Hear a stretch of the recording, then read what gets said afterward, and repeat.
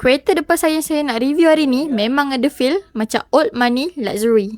Inilah dia. Mercedes-Benz CL500 5.5. Kereta ni menggunakan enjin 5.5 liter V8 dengan power yang boleh mencecah sehingga 435 horsepower. Eksterior untuk kereta ni memang nampak luxury sangat-sangat dengan lampu projector LED yang nampak moden ni walaupun kereta ni model lama, dan ada power boot dengan bonnet yang sangat-sangat luas dan 20 inci sport rims. Jom kita tengok bahagian dalam kereta ni. Menggunakan full beige Napa leather seat dan disertakan juga dengan 12-way power adjusted seat, memory seat dan ada seat heater. Leather wrap and multifunction steering dan disertakan juga dengan pedal shift, original Mercedes monitor player, dynamic driving mode kereta ni ada comfort, sport and manual, digital air conditioning system.